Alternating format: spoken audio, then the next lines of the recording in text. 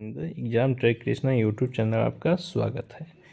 आज हम लोग पढ़ेंगे इस वीडियो में भारतीय संविधान के सबसे प्रमुख वीडियो है ये, जिसमें अनुच्छेद और भाग के बारे में पढ़ेंगे। ये आपका जो भी आप एग्ज़ाम देंगे उसमें सभी में यहाँ से डायरेक्ट क्वेश्चन आपको देखने को, संविधान से क्वेश्चन पूछा जाता है, यहाँ से देखने को मिलेगा ही।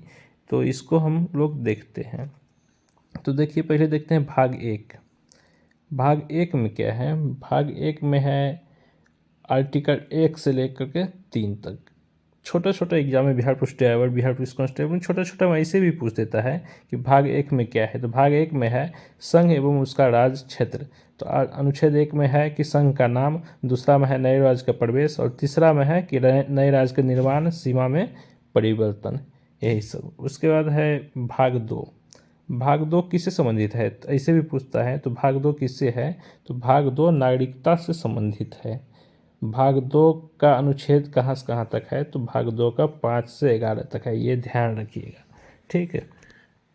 यहाँ जो इम्पोर्टेंट अनुच्छेद है वही आपको हम बताएंगे। तो देखिए कि अनुच्छेद 4 क्या है, तो आपको 4 भी नहीं पढ़ना है। एक आर्टिकल 6 देखिए, 6 में कहता है भारत आने वाले व्यक्तियों की नागरिकता, ये देख लेना है। उसके बाद 7 में है पाकिस्तान जाने वालों के लिए नागरिकता। ये सभी नहीं पूछता है। पूछेगा क्या कि भारत के बाहर रहने वाले व्यक्तियों की नागरिकता, ये भी नहीं पूछेगा। यहाँ क्वेश्चन आएगा, ये देखिए 11 जो है, यदि नागरिकता संबंधित क्वेश्चन पूछेगा तो ये ही क्वेश्चन आता है और बहुत सारे एग्जाम में आया है। सांसद द्वारा नागरिकता के लिए कानून विनियम, यानी कि सांसद जो नागरिकता का कानून बनाए हैं वो किस आर्टिकल में है? तो ये अनुच्छेद 11 में है, ये ध्यान रखिएगा, ये पूछता है। विदेश राज्य की नागरिकता लेने भारत के नागरिक ना होना, ये सभी नागरिकता का अधिकारों का बना रहना, ये नहीं है। 11 जो है, आर्टिकल 11 याद रखना है। 5 से 11 के बीच में नागरिकता संबंधित अनुच्छेद है, जिसमें 11 सबसे इम्पोर्टेंट है, ये ध्यान रखिएगा। सांसद जो कानून बनाएगा, नागरिकता का कानून क्या होता है, वो अनुच्छेद 11 हम बस एक अनुच्छेद पढ़ना है इसमें। उसके बाद देखिए मौलिक अधिकार, छोटा छोटा एग्जाम में पूछ देता है कि मौलिक अधिकार किस भाग में है? तो भाग 3 में है। तो मौलिक अधिकार कहाँ से लिया गया है? अमेरिका से लिया गया है। और नागरिकता कहाँ से लिया गया है? तो ये ब्रिटेन से लिया गया है, ब्रिटेन यानी कि इंग्लैंड से, इंग्लैंड से, याद रखिएगा। और मौलिक अधिकार यूएसए से लिया गया है। कहाँ से? यूएसए से। ये भी एग्जाम में आ जाता है, इसको भी क्या करना है, ध्यान में रखना है। तो देखते हैं अब हम लोग कि नागरिकता कहाँ से कहाँ तक है। तो 12 से 35 तक आर्टिकल में क्या है, नागरिकता है। इसमें इम्पोर्टेंट कौन कौन सा, ये हमको पढ़ना है। तो देखिए इसमें इम्पोर्टेंट है आपका,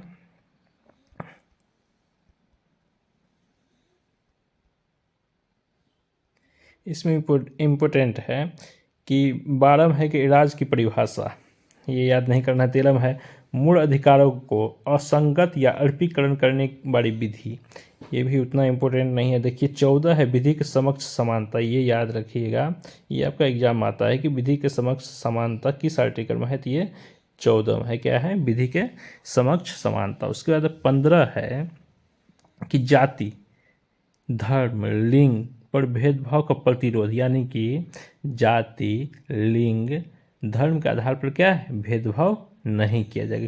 किस आर्टिकल में है, एकदम इम्पोर्टेंट है, पर पूछेगा। उसके बाद है लोक नियोजन में अवसर समानता, जो कि लोक नियोजन तो समझ लीजिए, जो हम लोग एग्जाम देते हैं, जो भी एग्जाम हम लोग देते हैं यही लोक नियोजन हुआ, कि यानी कि इसमें दिया गया है कि लोक नियोजन में अवसर की समानता नहीं होगा। यानी कि जो हम लोग कंपटीशन एग्ज़ाम देंगे उसमें क्या है, आरक्षण नहीं होगा। लेकिन जो भी आरक्षण दिया गया है वो इसके विपरीत, 15 और 16 के विपरीत है। तो ये चीज़ को ध्यान में रखना है। आगे है कि अस्पृश्यता का अंत, यानी कि छुआछूत, छुआछूत किस आर्टिकल में है? तो 17 में। ये भी बहुत इंपॉर्टेंट है, ये भी पढ़िएगा, ये भी याद रखना है एकदम। ये भी इम्पोर्टेंट अनुच्छेद जो है वही आपको हम बता रहे हैं। आगे है कि उपाधियों का अंत, यानी कि उपाधि का अंत मतलब समझ रहे हैं कि यदि किसी भी देश से उपाधि लेना है, बिना राष्ट्रपति के परमिशन के यदि हम लोग उपाधि लेते हैं तो उसका क्या है, उस उपाधि को समाप्त कर दिया जाएगा। वो किस आर्टिकल में है? तो ये 18 में है, ये ध्यान रखिएगा। उसके बाद 19 में है कि बोलने की स्वतंत्रता, यानी क्या है कि बोलने की स्वतंत्रता, प्रेस की स्वतंत्रता, ये सभी 19 में, घूमने की स्वतंत्रता, कहीं बसने की स्वतंत्रता, ये सभी 19 में ही है। पहले 19 के एफ में संपत्ति का अधिकार था, जो कि उसको हटा करके अब आर्टिकल 300 के को में रखा गया है। ये तो अब सब जानता है कि संपत्ति का अधिकार आर्टिकल 19 के एफ में था, जिसको हटा करके 300 के को में एक क्या है, संपत्ति का अधिकार मौलिक अधिकार से हटा करके अब एक विधिक अधिकार, यानी कि एक कानूनी अधिकार है, बस सिंपल। लेकिन एग्जाम में ये पूछ देगा कि इसको किस भाग में रखा गया है, तो भाग 12 में रखा गया है। कहाँ पे? ये जो संपत्ति का अधिकार था आर्टिकल 19 के एफ में, उसको कहाँ रखा गया है? तो 300 को अनुच्छेद में, और यदि भाग पूछेगा तो भाग 12 में रखा गया है। तो ये चीज़ ध्यान रखिएगा। आगे क्वेश्चन है कि 20 अनुच्छेद 20 आपका है कि अपराधों के दोष सिद्धि के संबंध में, यानी कि जो अपराध है, यानी कि इसका कहने का मतलब है कि कोई अपराध करता है तो उसको दोष सिद्धि, यानी कि हम किस लिए अपराध किए हैं ये पूछने का अधिकार है। वो किस आर्टिकल में है? 20 में है। उसके बाद आर्टिकल है 21 है प्राण एवं दैहिक स्वतंत्रता, यानी कि 20 और 21 एक ऐसा अनुच्छेद है, 20 और 21 एक ऐसा अनुच्छेद है जो कि आपातकाल के समय भी निलंबित नहीं होता है। कौन कौन सा? 20 और 21, ठीक है। उसके बाद है आर्टिकल 21 के क में है, ये आपका 86वां संविधान संशोधन, 86वां संविधान संशोधन द्वारा 2002 में जोड़ा गया था। कौन सा अनुच्छेद? 21 क में, यानी कि जहाँ भी देखिएगा क, ख, ग, घ या 1, 2, 3 लगाया हुआ है, इसका मतलब ये समझिएगा कि ये संविधान संशोधन करके जोड़ा गया है, यानी कि 86वां संविधान संशोधन 2002 के द्वारा 6 से 14 वर्ष के बच्चे को निःशुल्क शिक्षा देना, ये क्या है? सरकार का अधिकार है कि 6 से 14 वर्ष के बच्चे को निःशुल्क शिक्षा दिया जाएगा। ये मौलिक अधिकार में पहले नहीं था, लेकिन 86वां संविधान संशोधन 2002 के द्वारा इसको मौलिक अधिकार में जोड़ लिया गया है। ये सरकार का दायित्व बनता है कि 6 से 14 वर्ष के बच्चे को निःशुल्क शिक्षा दिया जाएगा, ठीक। आगे है 22 है कुछ दशाओं में गिरफ्तारी के संरक्षण, यानी कि 22 कहता है, आर्टिकल 22 कहता है कि यदि आपको गिरफ्तार कर लिया गया है तो आप क्या करते हैं? अपने मनपसंद के वकील रख सकते हैं। आपको मतलब कि आने जाने के समय को छोड़ के 24 घंटा के अंदर कोर्ट में पेश किया जा सकता है। ये क्या है? मतलब संरक्षण है कि आर्टिकल 22 है कुछ दशाओं में संरक्षण सिद्धि करने, यानी कि आपको ये नहीं है कि गिरफ्तार कर लिए और मारपीट कर रहे हैं। ऐसा यदि किया जाता है तो आप संरक्षण ले सकते हैं, अपने मनपसंद वकील रख सकते हैं। उसके बाद है आर्टिकल 23, बहुत ही इम्पोर्टेंट है। आर्टिकल 23 ये है कि मानव के दुर्व्यापार और बाल श्रम, यानी कहने का मतलब है कि मानव का दुर्व्यापार नहीं करेंगे, खरीद बिक्री मानव का नहीं करेंगे, वेश्यावृत्ति नहीं करने देंगे। ये सब अनुच्छेद 23 में है कि यानी कि किसी को वेश्यावृत्ति आदमी कर सकता है, लेकिन बेच कर किसी को बेच नहीं सकता है, ना किसी आदमी को खरीद सकता है। उसी का पैरेलल यानी कि उसी का समान आर्टिकल 24 है, जो कि कहता है कि बाल नियोजन का प्रतिशत, यानी कि ये इसका कहने का मतलब है कि 14 साल से कम, ये दोनों सेम ही लगता है लेकिन डिफरेंट है। उसमें है कि आप खरीद बिक्री किसी के साथ नहीं कर सकते हैं, यानी कि बेगारी नहीं करवा सकते हैं। और इसमें 24 आर्टिकल में है कि 14 वर्ष से कम जिसका भी उम्र 14 वर्ष से कम है उसको क्या कर सकते हैं? उसको काम पे नहीं रखना है, उससे काम नहीं करवाना है, ये आर्टिकल 24 कहता है। और 23 क्या कहता है, खरीद बिक्री या बेगारी के देखते हैं गांव घर में, यानी किसी से काम करवा देता है, पैसा नहीं देता है, तो ये बेगारी, खरीद बिक्री, दुर्व्यापार, बाढ़, शराब, ये सभी किस में है, 23 में है। और 24 में ये याद रखिएगा, 14 वर्ष से कम उम्र के बच्चे को क्या किया जाएगा, काम पे नहीं रखा जाएगा, काम नहीं दिया जाएगा, उससे काम नहीं करवाया जाएगा।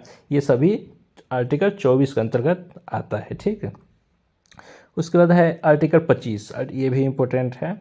25 में है कि धर्म का आचरण और प्रचार की स्वतंत्रता, यानी कि धर्म का आचरण और कोई भी धर्म आपका है तो उसका आप प्रचार कर सकते हैं, इसका स्वतंत्रता देता है। 26 है कि धार्मिक कार्यों के प्रबंधन की स्वतंत्रता, यानी कि धार्मिक कोई कार्य आपको जैसे नवाह कीर्तन वगैरह करवाना है तो आपको स्वतंत्रता है कि आप ये चीज़ करवा सकते हो, उस पर कोई रोक नहीं है। उसके बाद है 27। देखिए,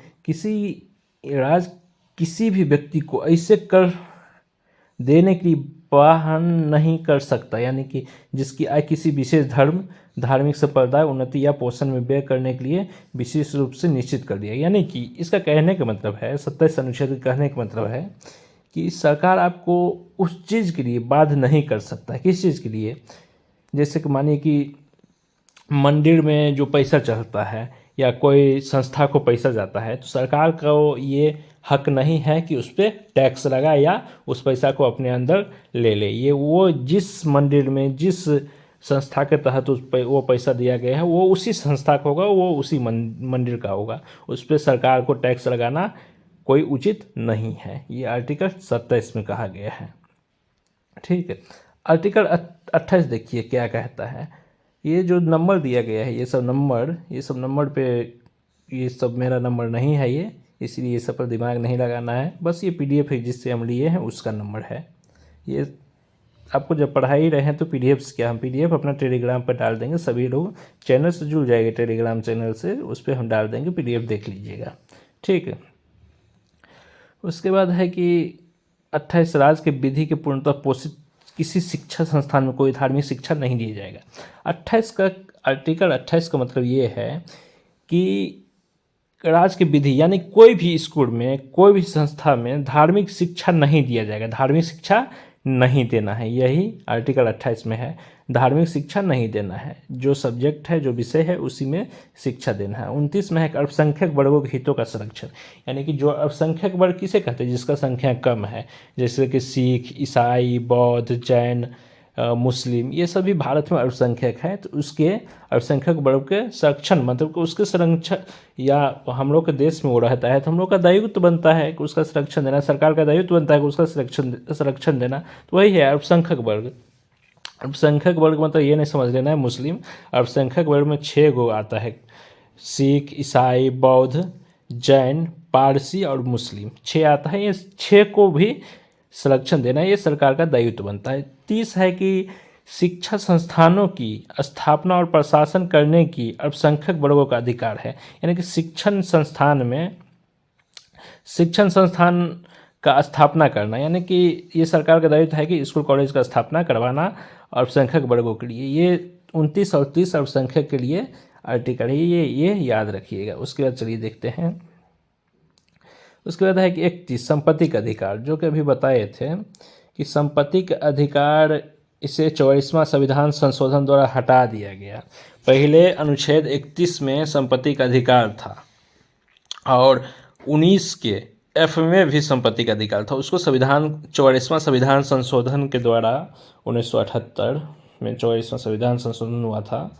देखिए संपत्ति के अधिकार को हटाने का क्या कारण है पता है, इसका मेन कारण था कि जैसे कि पहले संपत्ति का अधिकार मौलिक अधिकार था, तो जैसे सरकार कोई रोड बना रहा है, कोई पुल बना रहा है, तो जिसका ज़मीन होता था वो नहीं हटाता था, वो अड़ जाता था कि आप कितना भी पैसा दीजिए लेकिन हम अपना घर यहाँ से नहीं हटाएंगे। उसके कारण होता था कि बड़ा वाला पुल, बड़ा वाला रेलवे जो ट्रैक है बनाने में सरकार को मुश्किल होता था, क्योंकि सरकार किसी का ज़मीन है तो उस पर दबाव नहीं डाल सकता है, दबाव नहीं डालना है क्योंकि वो मौलिक अधिकार में है। यदि उसको दबाव डाल के वहाँ से हटाया जाता है तो वो सुप्रीम कोर्ट जा सकता है और सुप्रीम कोर्ट कहेगा कि संपत्ति का अधिकार, संपत्ति रखना मेरा अधिकार है, हम इसको रखेंगे, हम किसी को नहीं देंगे, ये मेरा अधिकार है।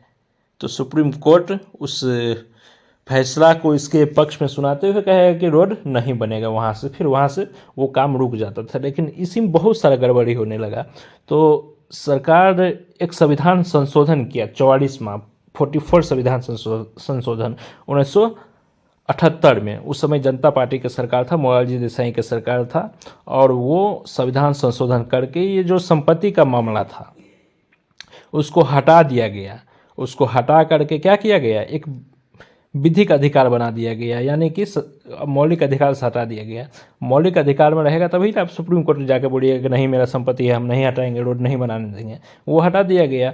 लेकिन अब भी रोड बनता है तो जिसका जो संपत्ति होता है उसको उतना पैसा दे के लेकिन रोड बनाया जाता था पहले। लेकिन ऐसा नहीं होता था। जो आदमी अब कहीं से रोड जा रहा है सोचेगा कि नहीं बनाने देना है तो नहीं बनाने देना है, क्योंकि उसका मौलिक अधिकार था। मौलिक अधिकार का हनन नहीं करना है, ये आर्टिकल 32 में दिया गया है। यदि मौलिक अधिकार कोई हनन करता है तो उसके खिलाफ 5 प्रकार के रिट जारी होता है, उसके तहत आप सुप्रीम कोर्ट जा सकते हैं। तो संपत्ति से ये समझ में आ गया, संपत्ति के अधिकार को हटा करके एक विधि का अधिकार 1978 में 44वां संविधान संशोधन द्वारा बना दिया गया। इसको 300 के कॉमा पर रख दिया गया, भाग 12 में रख दिया गया। ठीक, उसके बाद है आर्टिकल 32, वेरी इंपॉर्टेंट है, इसको भी याद रखिएगा कि अनुच्छेद 32 ये क्या है, परिवर्तित नहीं किया जा सकता है। इसको संवैधानिक उपचारों का अधिकार कहते हैं। अनुच्छेद 32 के तहत 5 प्रकार की रिट जारी किया जाता है। कौन कौन सा? बंदी प्रत्यक्षीकरण, परमादेश, अधिकार परीक्षा, उत्प्रेषण और बंदी प्रत्यक्षीकरण, परमादेश, अधिकार परीक्षा, उत्प्रेषण और प्रतिषेध लेख, ये 5 प्रकार के रिट जारी किया जाता है। ठीक है, तो आगे देखते हैं। ये देखिए, ये 33, 34, 35 का ये जम्मू कश्मीर से संबंधित है, ये थोड़ा ध्यान रखिएगा और आपके लिए इम्पोर्टेंट नहीं है। तो 35 ये कहता है कि जम्मू कश्मीर विधानसभा को यह अधिकार देता है कि वह अस्थायी नागरिक की परिभाषा तय करे। ये भी अब नहीं है, तो ये सभी आपके लिए इम्पोर्टेंट नहीं है, तो ये नहीं पढ़ना है। ठीक, जो एग्जाम में पूछेगा वही आपको हम बताएंगे। उसके बाद है कि भाग 4 में है राज्य की नीति निर्देशक तत्व। तो देखिए भाग 3 तक पढ़ा दिए हैं और आगे आपको दूसरा वीडियो में बता देंगे। तो इतना ही, वीडियो ज़्यादा हो जाता है तो अच्छा देखने में भी अच्छा नहीं लगता है। जितना आपको बताए हैं वो सभी एग्जाम के व्यू से वेरी इंपॉर्टेंट है, तो उसको याद कर लीजिएगा, 2-4 बार सुन लीजिएगा तो आपको याद हो जाएगा। चलिए इतना ही, जिनको अच्छा लगता है सभी सब्सक्राइब कर लीजिए, लाइक कीजिए, शेयर करिए और टेलीग्राम ग्रुप से जुड़ जाइए, ताकि टेलीग्राम के लिंक भी डिस्क्रिप्शन में डाल देंगे। उसमें ये सभी PDF हम मंगाए हैं।